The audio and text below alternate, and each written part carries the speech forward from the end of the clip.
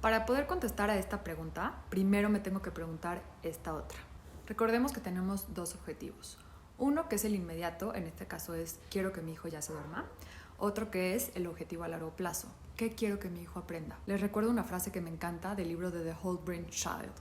The moments you are just trying to survive are actually opportunities to help your children thrive. Esto es, cada interacción que yo tengo con mi hijo y sus emociones y las mías es una oportunidad para enseñarle algo.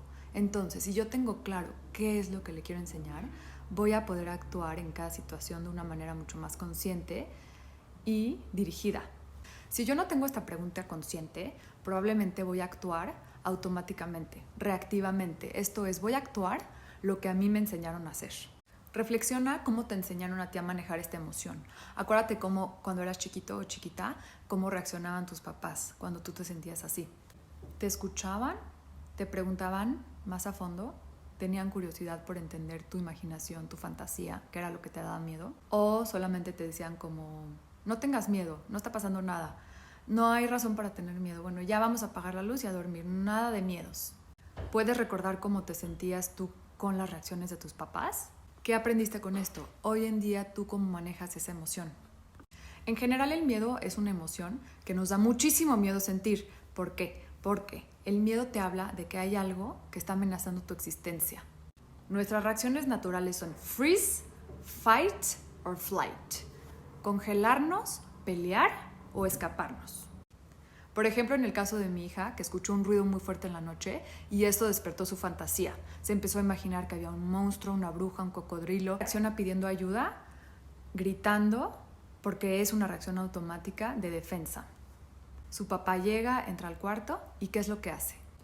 Como es el cerebro reptiliano, el más primitivo, el que está mandando estas señales de alerta, de miedo, lo que hace mi esposo instintivamente, intuitivamente, sin meter nada de pensamiento ni nada de lógica, es calmar a este cerebro reptiliano. ¿Cómo? Brindándole un sentido de protección, de seguridad. ¿Cómo? Con su simple presencia, con su simple contacto físico, mi hija ya se calmó. Ya que ella se tranquilizó, entonces mi esposo se va a hablarle a su cerebro racional. La ayuda a diferenciar entre lo que es fantasía y lo que es realidad. ¿Cómo hace esto? Primero le pregunta, la escucha y de esta manera está validando su emoción. Si tienes miedo, ¿qué pasó mi corazón? Y preguntándole qué hay detrás de su fantasía. Entonces ella es capaz de expresarse. El simple hecho de sentirse escuchada, comprendida y su emoción validada, eso solito es mágico. Eso solito ayuda a que ella se pueda organizar, su cerebro se pueda regular, su emoción, su alerta se calme.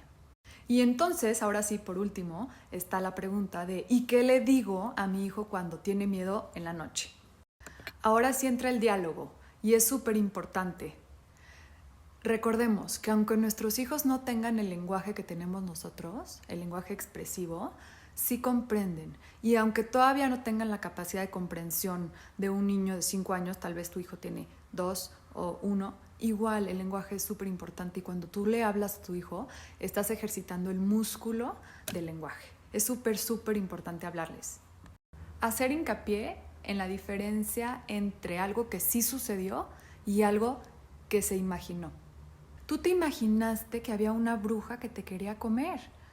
Uy, no, a mí también me hubiera dado mucho miedo si yo me imagino eso. Pero qué bueno que no existe de verdad. Solo te lo imaginaste. El ruido que escuchaste no fue de una bruja, fue de unos tacones de una señora que estaba caminando arriba y te despertó. Finalmente, ¿qué aprendió mi hija con esto? Número 1 y más importante, sabe que puede sentir todas sus emociones, que no es amenazante sentir incluso miedo, lo puede sentir y que cuenta con mamá y papá para encontrar esa seguridad y ese refugio que ella necesita. Número 2, poco a poco, hago hincapié en poco a poco porque es algo que entre más lo ejercitemos, más se fortalece.